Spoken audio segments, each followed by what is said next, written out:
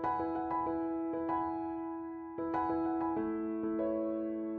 guys, what is up and welcome back to my channel. If you guys happen to be new here, my name is Jess. As you guys can tell from the title of today's video, I just wanted to sit down and talk to you guys kind of about where my reading is at this month, how I've been doing, what I finished, what I'm currently reading, what I'm loving, what I'm really hating, if I have anything that I particularly hated.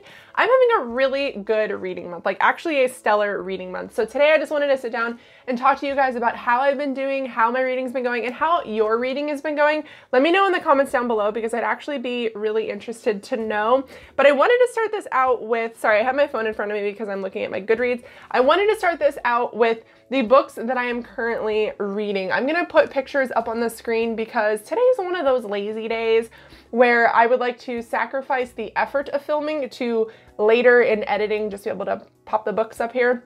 The first book that I am reading is The Winter Road by Adrian Selby. I talked about this in my vlog. I will link it up above for you guys. But what this book actually centers on is a lot of merchants. It's a lot of like merchant caravans and such, but it does follow our main character Tyr, and she is a war veteran. And for some reason, she always gets roped back into war. Like all roads lead back to war. And so far, I'm really liking this book. It is a bit political. There's a lot of like merchant trading and setting up trade routes and such in the beginning of the book. I am currently 12% of the way through it, but I can already tell that Tyr is going to be one of my very favorite characters ever. She is pretty badass. There's also a lot of death and rebirth in this, so I feel like there's a little bit of mysticism behind the scenes as well. So far, I'm really, really liking it. The next book that I'm currently reading is Kingdom of Ash by Sarah J. Maas. I am liking this so much. I'm pretty much crying every like couple of chapters. I was not ready for this. Let's see how far into the book I am. I'm also 12% of the way through this as well, which if you guys are not familiar, this is a pretty hefty book. It does have the Bible pages as well, and I think it's like 1,100 pages or something like that. So being that far into it, 992 pages, sorry, but being that far into it, it's still pretty crazy. And the next book that I'm reading is Furyborn by Claire Legrand. I am liking this, but I'm not loving it. Essentially, it follows two women, one that lived a really long time ago, like I think 1,000 years, and then one that lives in current day. And it focuses on how they are kind of tied together, how their pasts are sort of tied together, and how they basically are the chosen women who are able to use all seven different types of magic. And it's really cool, but it's very different from Saw Kill Girls. I did really love Saw Kill Girls, but I think the writing style is a bit different. And you can kind of see how Claire has grown since writing this series. And the next book I'm reading is Salem's Lot. We are reading that for a Constantly Reading Club. If you guys are interested, I will leave links to that down below. I'm not going to go too in depth for that because I feel like most people kind of know about Salem's Lot. And now I want to talk about the books that I have actually finished this month that I really and truly loved. So the first book, oh, here we go. Here's a book that I didn't like. I read Elevation by Stephen King at the beginning of the month. I gave this 2 stars. I'll leave my reading vlog up above for you guys. I just didn't love this book as much as I wanted to.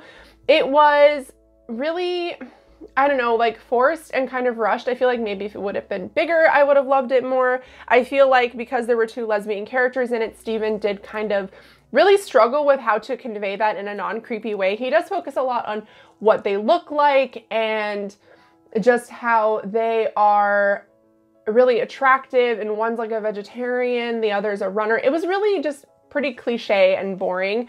And it's in the running for the horror book for Goodreads, but it's not a fucking horror book. It's just like a fiction book.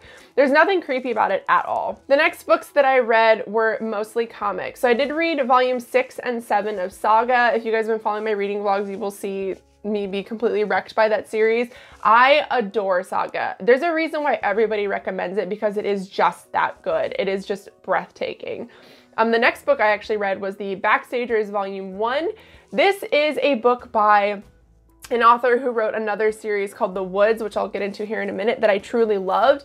But this follows a group of boys at an all-boys school. They are basically the stagehands for the musical and theater group of their school. But behind the backstage is actually a door, and the door leads to a bunch of other doors. And there's some really spooky shit back there. There's just like supernatural stuff. It's just so good, but it's kind of where they get their magic to make the stages look so good.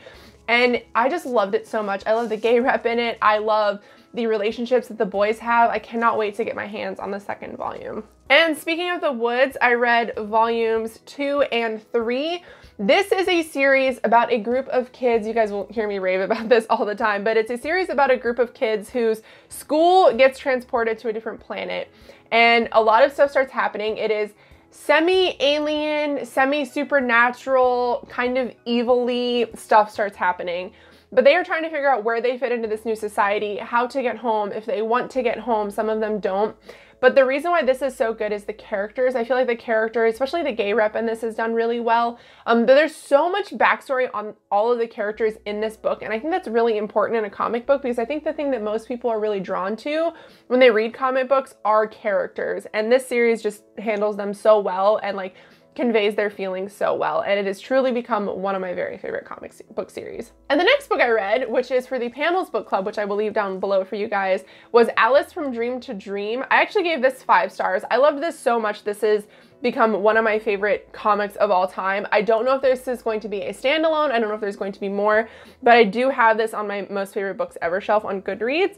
But it is about a girl named Alice who is able to kind of transfer herself into people's dreams, but she's not able to do it when she wants to.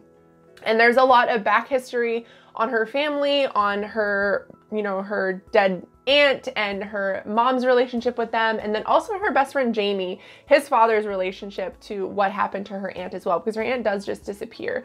And it's all kind of tied together with the way that Alice is able to kind of go into other people's dreams, and it's done so well. I would definitely recommend it. It's a shorter comic, but the art style is really good, the characters are really fleshed out, and I just truly loved it. And the last book that I read this month, or have read so far this month, is The Wolf and the Whale by Jordana Max Brodsky, which is really giving Neanderthal Open Sword of the Universe a run for my favorite book of 2018. That says a lot. It comes out January 29th of 2019, and it was so much more than I thought it was going to be. It is an Inuit tale about a girl named Amat who lives in, obviously, they don't really describe it, but it's more like Canadian, like Alaskan, Canadian, like Russian kind of Siberia-esque area. They never truly say in the book where exactly she is from. But she is raised a boy because when she is born, her father had recently died and her mother dies giving birth to her. And they believe in their culture that people are reincarnated, essentially their spirits are reincarnated into new people born into their group, into their, like, they are very by themselves. There's like 20 of them that live in a very small village, in igloos and such. They obviously travel with the seasons, but so they believe that her father, Amat, his spirit was transferred into her. And it was just, I cannot tell you guys how much I love this. Now, she does struggle with being a boy and being a girl, and that's really what I truly loved about this book. Like, I'm getting teary-eyed thinking about it because this book really touched me, but she spends a lot of time trying to become a shaman in her group, which is primarily a man's job, and they believe in something called algorudis, which are laws that people can break, whether inadvertently or on purpose, that kind of curse their tribe. So she, being a shaman, breaks one of those laws, and they start to believe that that is why the seals do not come to her. That is why they believe that they're not able to hunt anymore, and that their men are dying and they're not able to have children. They start blaming her for that. And another group comes to see her, and her world is completely wrecked. They come into their town or into their village, and they decide that they're taking her with her. The leader of that group decides that he wants to make her his wife, but she's been raised as a boy. She does not believe in, you know, anything. She truly wants to be a man. She wants to be a hunter. She doesn't want to work with ulus. She doesn't want to sew. She doesn't want to have children. But the thing that I love about this book so much is she meets a man called Brander, who is a Viking, and her gods and his gods meet. And also Christ is in this, just as like a person, essentially, like a being that they talk about. But it is about their gods and her gods and how they survive based on how much people believe in them, and her relationship with them and his relationship with them, and their relationship and struggles with each other because they are on this journey together. And it was just truly, like, when I say this book is breathtaking, that's a big thing for me to say. Like, I loved this book truly so much, and I feel like it is not just something that I feel like for me, I feel like part of the reason why I love it so much is because I grew up in Alaska. I grew up believing these things and about like our relationship with animals and treating animals respectfully so that these spirits will allow you to keep hunting, because growing up, you had to hunt to feed your family. And so that kind of stuff, like your relationship with the earth and with the, you know, your community. And I just love this story, but I don't think that you necessarily need to have that kind of background. I think that this is a book that a lot of people will truly love and be touched by. And it just holds such a special, special place in my heart. Like when I finished the book, I was bawling my eyes out. And I love her dialogue on, and her kind of discovery on what it means to be a woman and what it means to be a man, and kind of how they meet and how to be strong. And if I haven't sold this book to you yet, I'm really sorry, but you need to read it. Everybody needs to read this book. It was just truly magical. Like that's the best way to describe it, with all of the gods. Like Loki's in it at one point, Thor is in it, like the Viking gods, and the Inuit gods are there, like the moon man and such, like the spirit of the bear, the spirit of the raven. It was just, oh my God, it was so good. I could geek out about this for truly forever. Like I have been talking my husband's ear off about this for a very long time. But if you are interested in reading it, I will leave a link to it down below. But you can also find it on my Goodreads on my currently read. I need to do a review for it. I haven't done that yet, but I'm trying to get my like thoughts together and like calm my heart a little bit before I sit down to talk about it. But so those are the books that I have read so far. And I want to finish the books that I'm currently reading. Like I said, I do have 4 that I'm currently reading. I will also link up above the library haul that I recently did, that are the books that I want to also get to at the end of the month. But I have so many books that I want to read, as well as I'm doing the Fall into Fantasy readathon, which I will leave the link for that up above as well. There's so many books that I want to read before the end of the year that I've been wanting to read for a very long time. But let me know how your guys' reading month is doing, because for some reason I feel like November has been a really good reading month so far for me, other than Elevation, which was one of the biggest letdowns of the year, honestly. Like I read some pretty bad stuff, but I think that because I was expecting so much more from Stephen King, it was so disappointing, and how he handled the rep was so bad and so awkward. But other than that, I'm having a great reading month. So let me know down below the favorite book that you have read so far this month, or the book that you're looking forward to the most. But I hope you guys liked this video. If you did, please give it a thumbs up and think about subscribing, and I will see you guys in my next video. Bye.